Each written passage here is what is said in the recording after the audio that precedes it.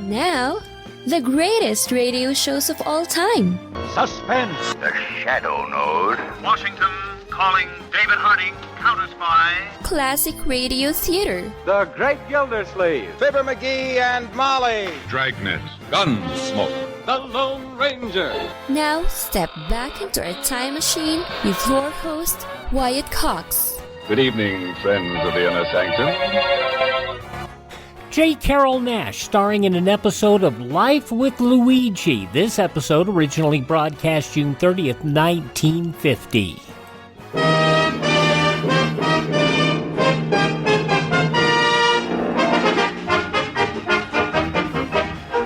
The makers of Wrigley Spearmint Chewing Gum invite you to enjoy Life with Luigi, a new comedy show created by Cy Howard and starring that celebrated actor, Mr. J Carroll Naish, with Alan Reed as Pasquale.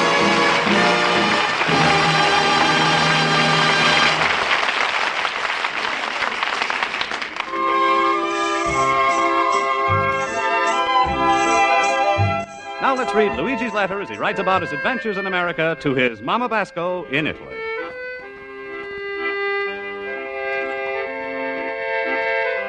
Dear Mamma Mia, sometimes I'm a wonder if you kind of know how big is this beautiful country, America, and how is it compared to Italy? Mamma Mia, they got one big state here, Texas. Is it take up so much room with the rest of the country? Is it got to squeeze it together or it would all fall into the ocean? I guess the reason I'm writing you about Texas is because I've been thinking about Pasquale's daughter Rosa. Texas is the biggest state in the Union, and Rosa is the biggest girl in the Union. And I'm think if these two was the only ones left in America, Rosa would have pushed Texas into the ocean. Mamma mia, lately my countryman Pasquale, he's bothered me so much about Rosa, I'm go almost crazy. So last night, took her to the movies, and what's happened?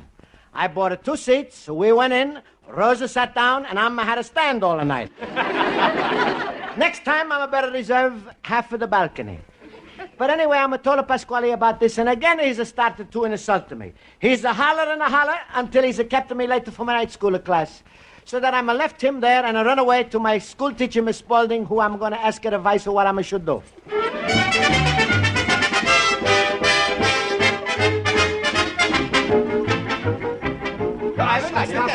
All right, class. Quiet, please. I'll call a roll. Mr. Basco? Well, he's absent tonight. Mr. Horowitz? Yeah? Mr. Olson? Hey. Mr. Schultz? Absent. To know Schultz is to adore a fool. All right, Mr. Fool. I mean, Mr. Schultz. Now, let's get on with our lesson. I'm here, Miss Spaulding. You're late, Mr. Basco. Please sit down. Now, class, tonight in our grammar lesson, we are studying clauses. And who will volunteer to give us a sentence containing a clause? Mr. Horowitz? Miss Spaulding, every time you ask for a volunteer, right away you call on me. Fortunately, today I know the answer. Good. You may give us a sentence containing a clause. John chased the cat. And where's the clause? On the cat's feet. No, Mr. Horowitz, you should know by this time what a clause is. Well, I do know, Miss Spaulding, believe me. But when you call on me, I get nervous and I forget. So don't call on me, and I'll guarantee I'll know the answer. That sounds reasonable. Well, all right, Mr. Schultz, suppose you tell us what a clause is. Certainly. A clause is a little thing in a big sentence. What do you mean? Well, now, inside a big sentence, there could be a little sentence which has got its own nouns, adverbs, verbs, adjectives. Now, this little sentence has got everything the big sentence has got, only it ain't got the location, so it can't start up by itself in business. Miss Spaulding, I know you like to save me only for emergencies. But if you wish, I will give the correct answer now. There he goes. The round brain and the square head. Just ignore him. Mr. Olson, yes, you may give us a sentence with a clause. Yeah. Jan and Jack, because they needed money, opened up a general store in Poughkeepsie. Good. Now, Mr. Basco, in that sentence, where is the clause?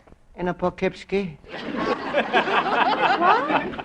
Mr. Basco, you've been staring out of the window ever since class started. What are you thinking about? Well, Pasquale, he's nagging me so much lately, I'm start to feel very bad. Mm-hmm. Luigi, if we told you once, we told you 1,000,000 times. You should leave Pasquale and go out on your own. Oh, that's right, by Jiminy. That Pasquale will always be just a big yerk. Yeah, but friends is a harder thing to do. What do you think, Miss Spaulding? Well, Mr. Basco, have you ever thought of using psychology on Mr. Pasquale? Oh, no, Miss Spaulding. I would have never hit him with anything. No. Look, psychology, that's applying a method which would appeal to his mind. Impossible. Pasquale ain't got it, no mind. Mr. Schultz, please. You know, Mr. Basco, I've noticed that you're always very meek in Mr. Pasquale's presence. And when he nags you or insults you, you say very little. So perhaps if you assume just the opposite attitude, his attitude might undergo a complete change, too. What do you mean, Miss Spaulding? Luigi, it's simple. You got to stand up to him. Oh, that's right, Luigi.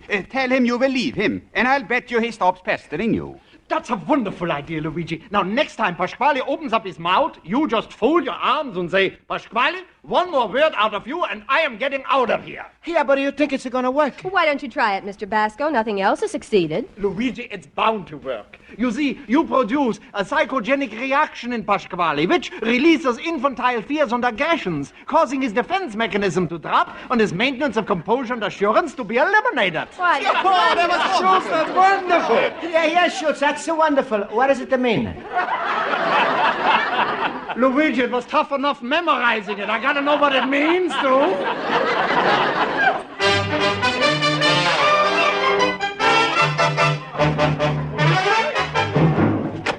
Luigi, my friend. Hello, Luigi. Hello. Hi, Pasquale. Hi, Pasquale. Yeah. What's the matter, my little banana nose? You look like you carry around potato chips on your shoulder. Pasquale, you're looking at a different Luigi. You know, look different to me. Still got the same old cabbage puss. Little pumpkin seeds for eyes, and a little... Yeah, but Pasquale, I'm talking about my psychology. I'm independent. Well. I suppose you got an important date with your rich friend, the Rockefeller. You gonna borrow a cup of oil, maybe? Pasquale, I'm warning you, is it gonna be the last straw? So what if it's the last straw? Drink it from the bottle. What are you so independent about? If you're leaving me, where you gonna sleep? How you gonna eat? You gonna get a job, could it be? Could it be? I said that first. All right, let's look on the jobs. In the post office, you impossible. It's a civil service job. You got to be a veteran of the Civil War for that. Well, all right, then could be a barber. That's impossible, too. You ain't got no high school diploma, so you can't get into the barbers' college. Then I'm not gonna do anything. I'm not gonna wash your floors, clean the windows, sell the fruit, anything. Ain't gonna help you one bit, Mr. Jobber. First of all, I read in the papers today that every empty job in America is taken. Huh? Taken? That's right.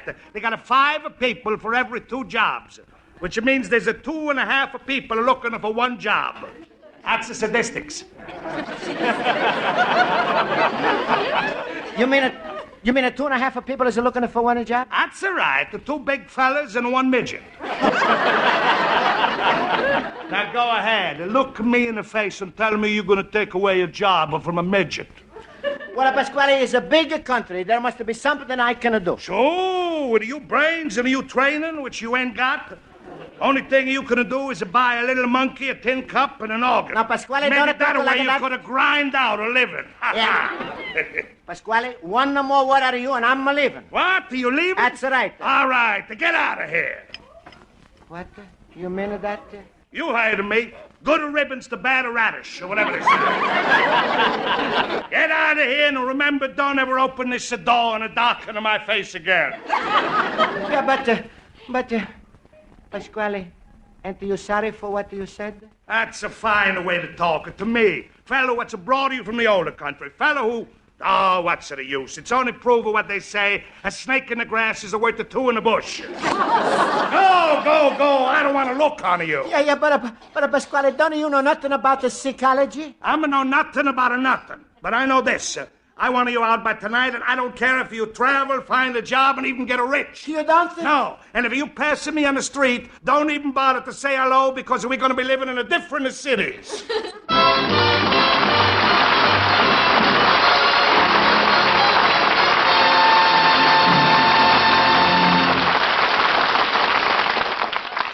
June 13th, 1950, Life with Luigi on Classic Radio Theater with Wyatt Cox. You ever make a change and then think, why didn't I do this years ago? Well, that's how people feel about switching to Medishare for their health care, especially now with inflation the way it is. People are very happy with the savings. Most families save about $500 a month when they switch. It's a huge help when prices are going up so fast in so many other areas. And Medishare's customer satisfaction rate is double that of health insurance. It's just a different experience, and people really like that. Medishare is an alternative to health insurance. It's a community of Christians who share each other's healthcare bills, and it's been going strong for over 25 years. It really is the gold standard, the most trusted name in healthcare sharing. Find out why people love it, find out why they rave about the customer service, and find out how good it feels to save some money right now. They're super easy to talk to. Here's the number, 833-34-BIBLE. That's 833-34-BIBLE, 833-34-BIBLE. Classic Radio Theater with Wyatt Cox. Now more of Life with Luigi, June 13th, 1950. And now let's turn to page 2 of Luigi Basco's letter to his mother in Italy. And so, Mamma mia, is the worst thing that's ever happened to me. The psychology is no work, and now I'm really sick. I'm gonna live here. Where I don't know. First, I'm thought I'm take my life for savings and travel away from Chicago. But then I'm thought, how far could the subway take me? Anyway, now I'm sitting in my store, wondering what I should do, when suddenly my door is open up and a Schultz is come in. Luigi, my fellow boob. Oh, hello, Schultz. No, Luigi, what's the matter? Himmel, tears in your eyes. No, you was crying. No, please, Luigi, don't cry. I couldn't stood it. You look like an Italian popsicle. But Schultz, Pasquale is throw me out. The psychology is no work. What? That's right.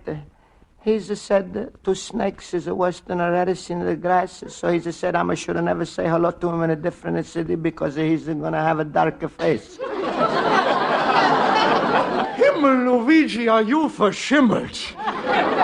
But it's only our fault, Luigi. We gave you the wrong advice. No, sure. See, you tried. But now I'm going to go somewhere else. But where? Ach, Schmeil, Luigi. You're coming to live with me. Huh? Yeah, with you? Me and my happy little family. There's me, my wife Frieda, the 3 children, Uncle Hugo, Aunt Matilda, her nephew Wolfgang, his sister Anna, cousin Jake, Grandpa Max, and the rest of the family. Sure, so you got enough place for me? No, sure, Luigi. We just moved to a new apartment. Oh, no apartment? How many rooms you got? 2. No, stop, Luigi. I know just what you're thinking. What do we do with so much room? Well, we invite in some friends to live with us. So smile. No, sure. So you don't got enough room. Is there no place for me to sleep? Ach, stop, smile. We got it all figured out. Me and my wife and the 3 children, we sleep in the big bed. Uncle Hugo and his wife, they got the cot. Cousin Wolfgang has got the Morris chair, Aunt Matilda sleeps on the ironing board, and Grandpa Max on the television set. On the television set? Yeah, and believe me, he's the best thing on television today. Well, is it no sound possible? Where he's a finer place to sleep on a television set? Oh, there's plenty of room. Between Channel 9 and Channel 11, they got nothing. You should have seen him last Sunday. You know, he overslept. The tubes got hot. He was jumping around, and all night long it was hop along, Grandpa. That's right, Luigi. Laugh, be happy, never worry. The only difference between me and the warrior is we both got nothing, but the other fellows got wrinkles. I should see. You're a wonderful person. But is it time I should learn to figure out the things for myself? But what can you do, Luigi? Well, I'm going out and finding myself a job. Aha, that's a good idea. If you hang around here with Pasquale, you're going to wind up with a skinny future and a fat wife. So the first thing I'm going to do to help you, Luigi, is send you to an employment agency. Employment agency? That's right. They're going to help you find a job, any kind of job. Yeah, but you think they're going to find one for me, Schultz? I'm positive. Now I write down the address, and you go there. All right. And smile, Luigi. Show the teeth. Like that. That's right. Be like me. Always happy, always laughing. Ooh. My rheumatism is killing me.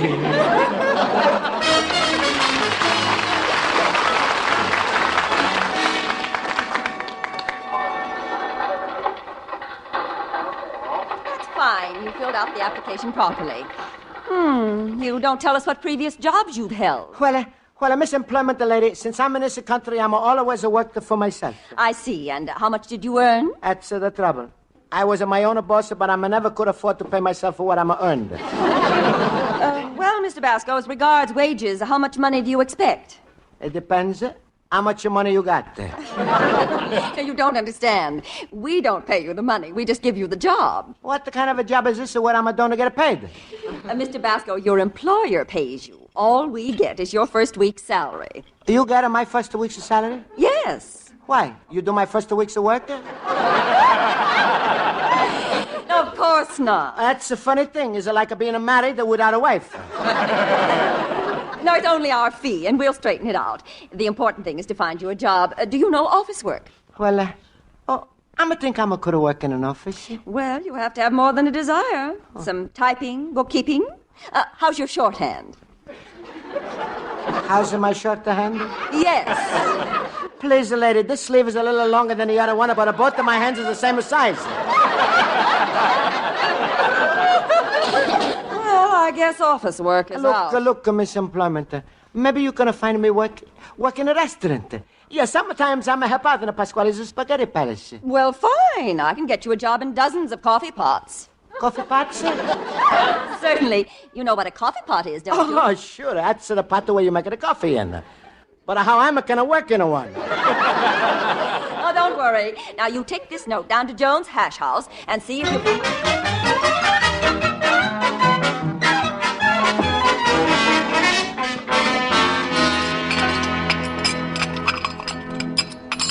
Hey, waiter, how long do I have to sit at this table for my order? I asked for 2 fried eggs on toast. Basco, did you call his order into the kitchen? Yes, Mr. Jones. I'm a hollered 2 fried eggs and a toast. Well, how do you expect the chef to understand you? It's Adam and Eve on a raft! Then he knows I'm 1 or 2 fried eggs and a toast? That's right. Maybe he's right, but he's not English. That's restaurant lingo, Basco. I thought you said you had experience. Hey, waiter, how about some spare ribs? All right, sure. Well, want to order the spare ribs? No. What do you think the chef is, anyway? A magician? How will he know if you want spare ribs if you just say spare ribs? You think would it be better if I'm just to say lamb chops? Oh, brother, if you want spare ribs, you holler, a stack of bones! Now he knows what you're talking about. Oh, what is it? He's all so simple. Sure, just listen to me. You'll get it, I hope. Some coffee, bub. Draw one. Draw one. No cream, make it dark. Pull down the shades.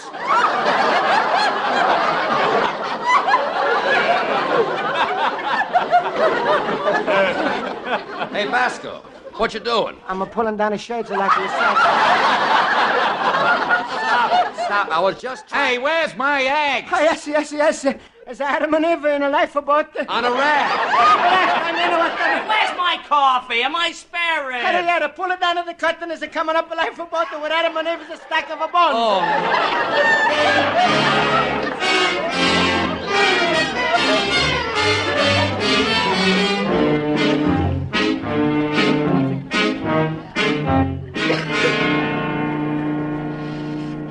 Hello, Schultz. Well, if it ain't Pasquale. The answer to a meatball's prayer. Please, Schultz, I'm no one to argue with you. My heart is heavy. That's not the only thing. You should be ashamed of yourselves the way you threw out Luigi. Schultz, since that day, I'm no can sleep. I'm no enjoy at a thing. I'm a terrible ashamed of myself. You believe me, don't you, Schultz? Sure, like Maisie believes Gimbals.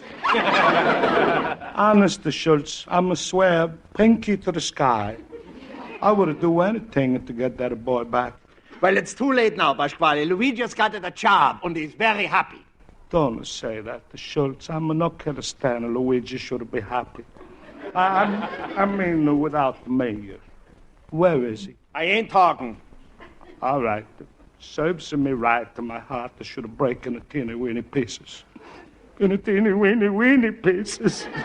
In a teeny-weeny pieces. No, please, you're dirtying up my floor with the pieces. Before I'm go, Schultz, I'm asking you like a dying man. It's no use. As far as I'm concerned, Luigi is happy. At Jones' hash house on 384 6th Street, and you should never bother him again between 7 and 5 when he works there. Thank you, Schultz.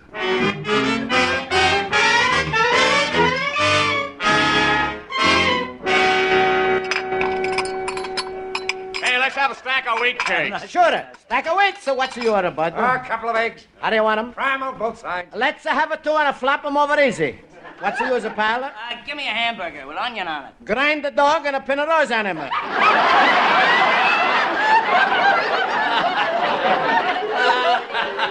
Boy, Basco, you really caught on quick. Thank you, Mr. Jones. Sure, take those extra tables, kid. The joint's getting crowded. All right, sure.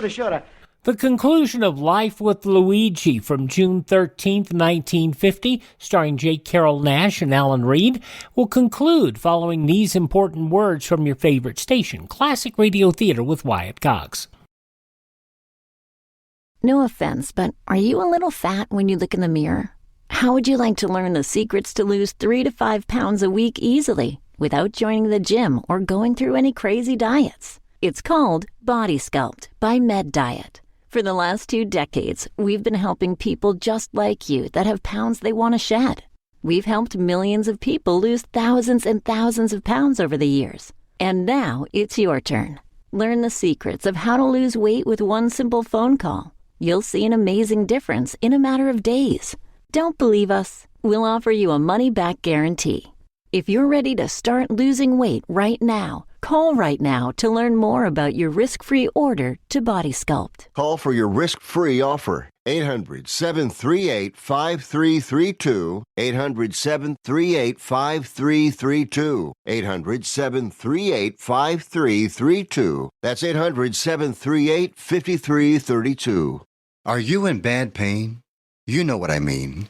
Your knees hurt. Your shoulder hurts. Your elbow and back are constantly killing you. And I'm sure you've tried every pain pill or cream available at the drugstore. Am I right? Well, here's something you haven't tried. Pain Magic. Pain Magic is not available at any drugstore. The only place you can get it is by calling the special toll-free number I'm about to give you. And to make things even better, call right now and find out about our buy one, get one free offer. We're so confident it'll work for you that we offer a free bottle with your purchase. No prescription required.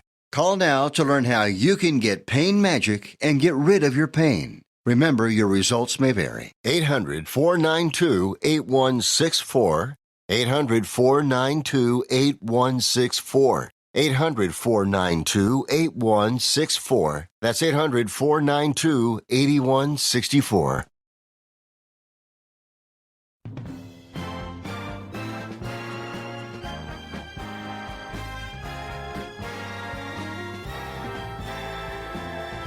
Now on Classic Radio Theater with Wyatt Cox, the conclusion of Life with Luigi, June 13th, 1950. Hey, what is it, the stack of wheat, sir? Hey, Luigi. Hello? Huh? Sorry, bud, this ain't to my table. Luigi, look, it's me, Pasquale. Sorry, you must have been thinking of another waiter. Hey, can I have a ham sandwich to go out? What do you want, the girlie? A ham sandwich to go out. Dress one a pig to go for a walk.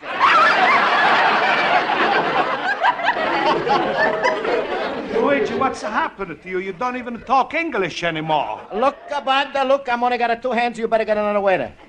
Luigi, don't look at me like that. This is a Pasquale, your countryman, a fellow who's brought you to America. Coffee, please. Throw one. What's that, Pasco? 1 cup of mud. Luigi, I know I was wrong, and when I'm going to do something wrong, I'm the first one to admit it. Okay, girlie, this little piggy is ready to go. Well, where's the coffee? Hey, Effichet, where's the office? Luigi, maybe you don't want to look on me no more, but I'm going to bring you somebody else with me. Please, Luigi, let me call her in, just to stay here. Rosa! Rosa! Rosa! You called me, Papa!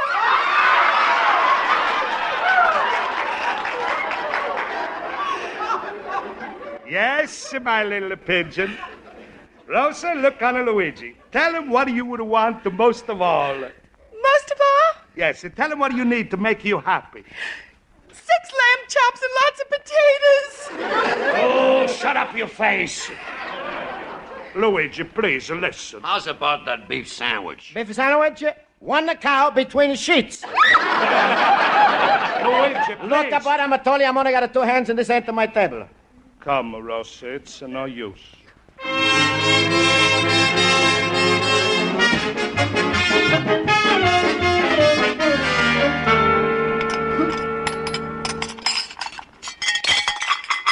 Watch it, Basco. That's the 4th dish you broke today. Well, I'm sorry, Mr. Jones. Hey, where is my milk? I'm sorry. Squeeze Adam and Eve. Squeeze a cow on a rafter. Basco, take off that apron. What? You fouled everything up around here. I never saw such a change in a man. You picked up everything in no time, and just as soon as that, you forgot everything. Yeah, but please, Mr. Jones, my mind is... That's it. Your mind is not, period. Since that guy and the fat dame left, you haven't been the same. You're fired. Fired? Yeah. Oh, no. No, please, Mr. Jones. You can't fire me. I'm got no place to go. Now that I'm a Mr. Pasquale, I was acting terribly to him. He's never going to see me no more. I don't care. Pack up your things and go. You're fired. Through. Finished. Oh. Hello? Hello, is Mr. Basco there? Yes, just a minute. Here, Basco, for you. Me? Hello, this is me. Mr. Basco, we never do anything like this, but it seems another party wants you very badly. If your other boss consents, would you go to work in another restaurant? Oh, yeah, sure. Where is it? 25 North Halsted Street. 25 North Halsted Street. I'm on 21 North Halsted Street. That's next door to my antique shop. Hey, that's a It's his spaghetti palace, Pasquale's spaghetti palace. That's right. He's offering you $10 more a week. 10? All right, to make it a 20. Huh? Who's that? Please, Luigi, don't hang up. I give you 26 weeks off during the summer, 13 off during the winter, 6 weeks of pension, a double time for holidays, and triple the time when you don't feel tired. Luigi, say yes and make me happy. Oh, Pasquale, yes. For you, I'm a worker for nothing. Luigi, you just made me the happiest man in the world. You're coming home, Luigi. Sure, Pasquale. Welcome, my son. Hello, Papa.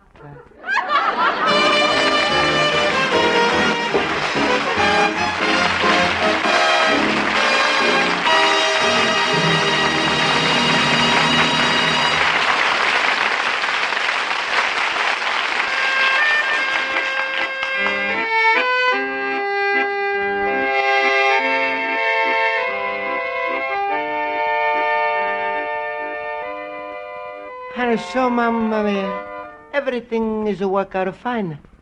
I'm back in my antique shop, and I'm also helping out Pasquale in his store. But a funny thing is happening, Mamma mia. I'm a miss something. I'm not feel right. I don't know what it is, but something is gone out of my life, and I'm not feel right. What's the idea, you stupid greenhorn booby? You ain't got the brains of a jackass. Well, I brought you from the older country. I'll never know. No, wait, stop, Pasquale. Wait, I'm gonna finish this letter. Mamma mia, I'm feel very happy now. I'm found out what I'm missed in life. Yeah, was a Pasquale's insult. He's my good friend. And now, Mamma mia, I'm home again. Your loving son, Luigi Basco, little immigrant.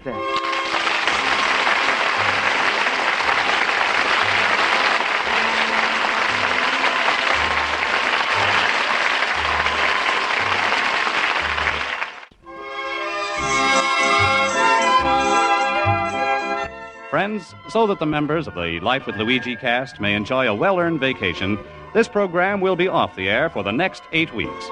However, the makers of Wrigley Spearmint Chewing Gum invite you to listen next week at this same time when they will bring you from Hollywood the romantic adventure show, Romance. Life with Luigi is produced and directed by Cy Howard. Mac Benoff writes the script with Lou Derman. J. Carroll Naish is starred as Luigi Basco with Alan Reed as Pasquale, Hans Conried as Schultz, Jody Gilbert as Rosa, Mary Shipp as Miss Spaulding, Joe Forte as Horowitz, and Ken Peters as Olson. Music is under the direction of Lud Gluska. And so, folks, until we're back on the air 8 weeks from now with Life with Luigi, this is Bob Stevenson speaking. This is CBS, the Columbia Broadcasting System.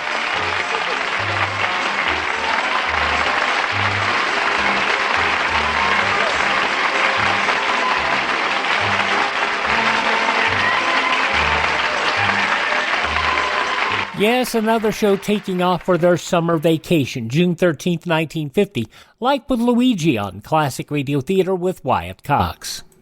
Are you suffering with arthritis or osteoporosis? Do you have diabetes? Did you know that these are just 2 of the hundreds of diseases that have seen improvement with Dr. Wallach's incredible Youngevity products? You can't get them at a health food store. The only way to get them is to call us at 800-214-0065. That's 800-214-0065. Do you have heart disease, fibromyalgia, or high blood pressure? Do you have a terrible time losing weight? Dr. Wallach can help. He was a veterinarian and cured diseases in animals. He felt that he could do the same for humans, so he became a physician. Over 50 years of research and helping people like you goes into every bottle of Dr. Wallach's amazing discoveries. Do you want to feel better? Learn how to treat the cause of your problem rather than covering up the symptoms with drugs. Call 800-214-0065. That's 800-214-0065.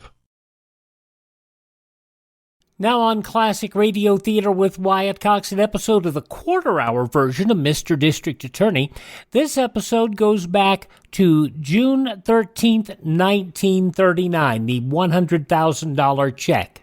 Mr. District Attorney! Why, that's great. The DA ain't gonna have a leg to stand on.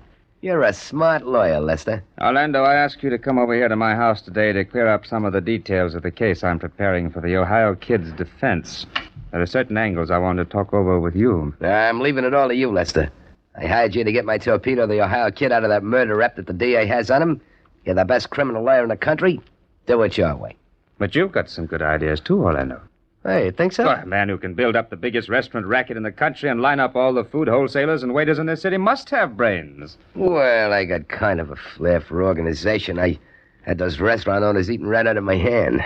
Yeah, I cleaned up plenty of dough from the restaurant racket. I just said you were a smart man, Orlando.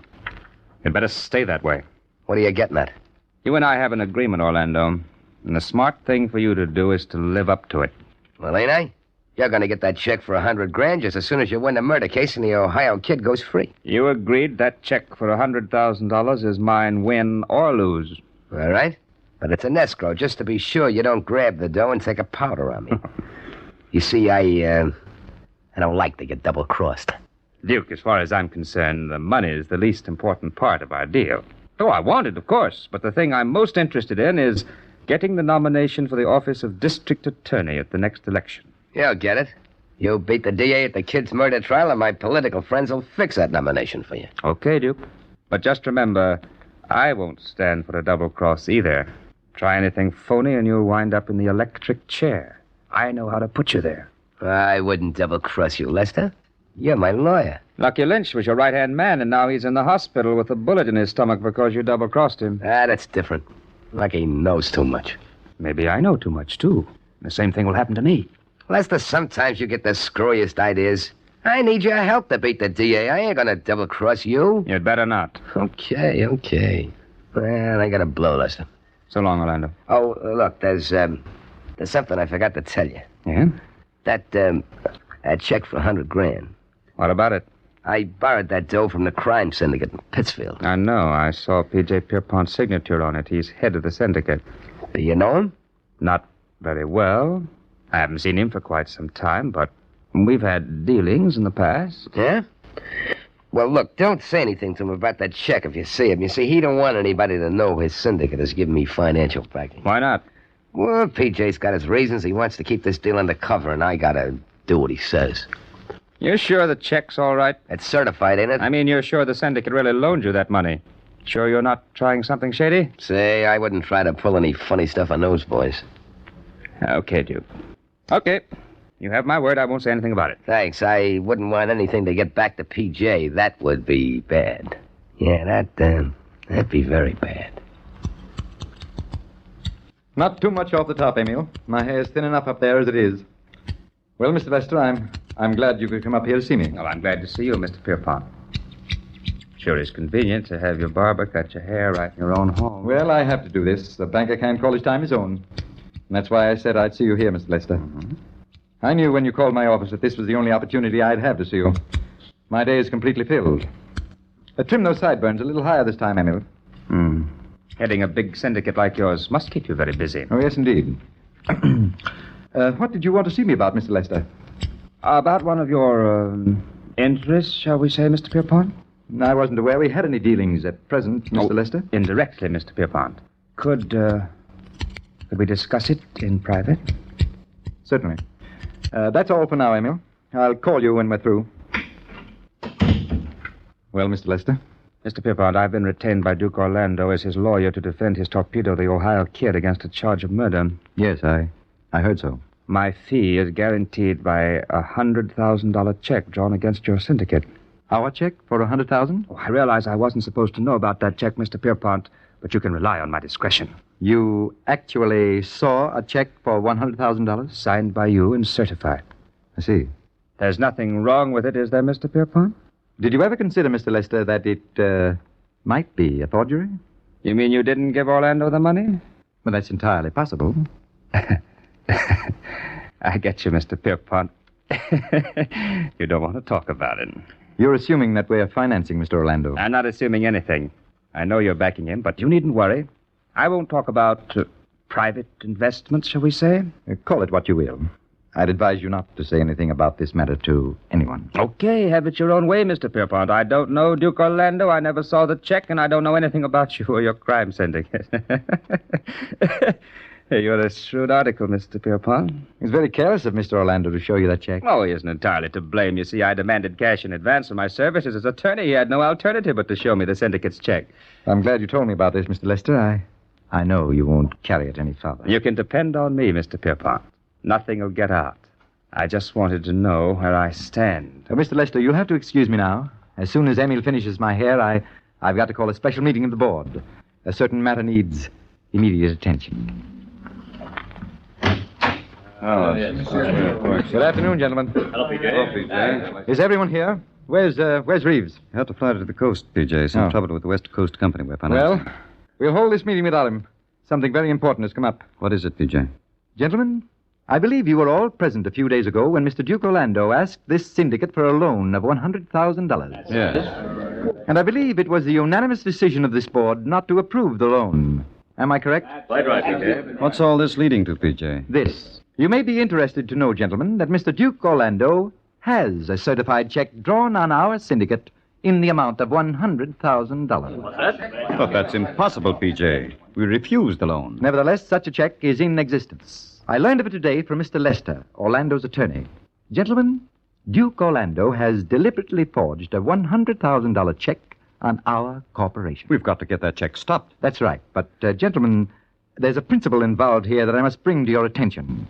Duke Orlando is misrepresenting to certain parties that he has our financial backing. We know Orlando is a poor credit risk, and so do others. And when he claims he has our financial support, he's putting our syndicate in a very bad light. You're right, PJ. Our clients will get the impression we're careless in our investments. Exactly. Our reputation in banking circles is sound. Should it become known that we advance money to poor credit risks, such as Duke Orlando, our whole financial standing would be undermined. We can't afford that. Decidedly not, gentlemen. This is a matter for our collection department, and I suggest we send several of our credit men to dispose of the matter at once. Hey, buddy, can you spare a time? Go on, bum, get out of my way. Give me a dime for a cup of coffee, will you, Duke? Hey, who are you? How'd you know my name? Take a good look, Duke. Don't you recognize me? Harry the bum. Yeah. I got something for you, Duke. Go on, you tramp. I don't need any of your tips. Peddle them someplace else. Things is kind of slow, Duke. I don't get much information to pass around to the boys these days, but I got something that'll do you some good. Something that'll save you a lot of trouble. Yeah? Let's have it. Get in the doorway, will you? I can't talk to you on the street. All right, come on. Duke, I got a hot tip for you. Yeah, what? Money talks first, Duke. This tip's worth $100. Ah, you're nuts. All right. It ain't my funeral. How do I know your tip's worth a dime to me? Oh, I got a reputation, Duke. My tips is on the level. And when I say something's worth $100, it's worth $100. Give you 50. Guess you don't hear good. I said 100, Duke. Okay, 50 now and 50 after you tell me. So long. I don't do business with chisels. Wait. I'll buy, Harry. Yeah. Here's a C-note. Thanks, Duke. Well, what do you know?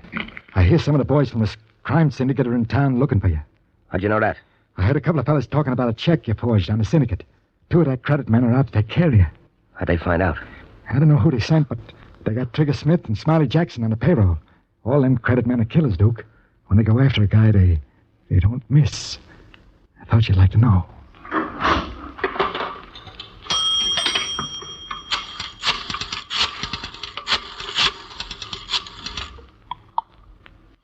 Hello.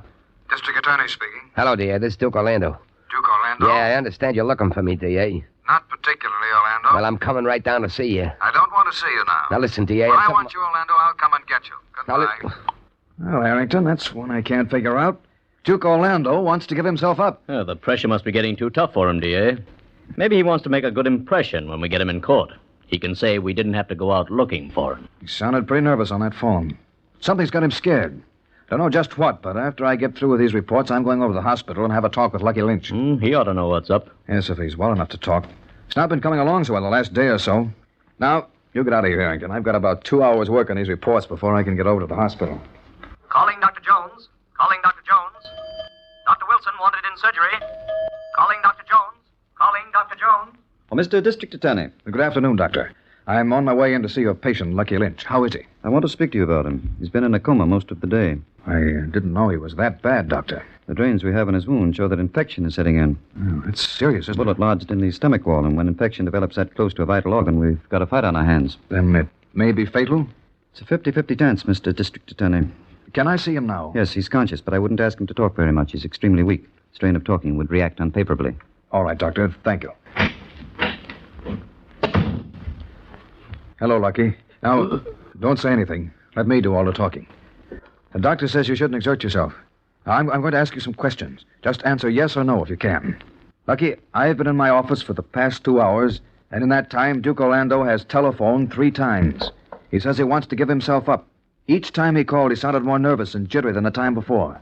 Can you think of anything that would make him so panicky he'd run to me for help? Has he any underworld enemies who might be out to get him? Can you answer that, Lucky? Has he any enemies? Lucky. Oh, nurse, come here right away. This patient is unconscious. He may be... Hello, D.A. Hello, Harrington. Did Duke Orlando call again when I was at the hospital? No, D.A. Did you find out anything from Lucky Lynch? No, Lucky's very low. He passed out when I was there. You mean he's dead? No, but very close to it. He lost consciousness just when I started talking to him. Didn't even answer me. Left word at the hospital to call me when he comes to. Well, that's tough, D.A. He's your key witness against Duke Orlando. If Lucky dies, your case dies with him, and Duke will be free to continue his racket. Well, Lucky has a 50-50 chance, Harrington, and so have I. Must be the hospital now. District Attorney speaking. Listen, D.A., you've got to come and get me. Pick me up, right away. What's the matter, Orlando? It's important, I tell you, D.A. You got to take care of me. You got to... I'm not falling for any of your tricks, Orlando. It's not a trick, I swear. You got to take... Hello? Hello? Hello? Harrington, something's happened to the Duke.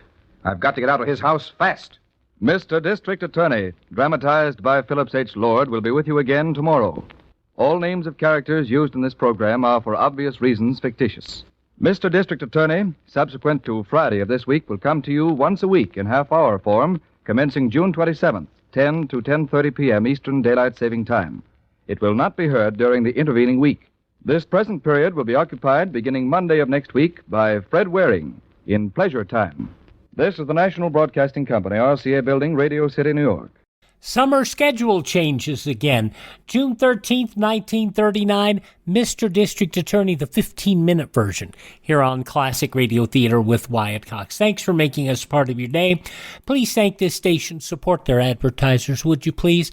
If you miss this day on this station, you don't have to miss a single show. You can always catch up at my webpage, classicradio.stream. Streaming shows on demand there. Learn more about classic radio collecting. Find our social media links. Contact me directly, or buy me a coffee if you want. That's at classicradio.stream. And tell all your friends the great radio shows are right here at this spot on the dial. Classic Radio Theater with Wyatt Cox on your favorite radio station.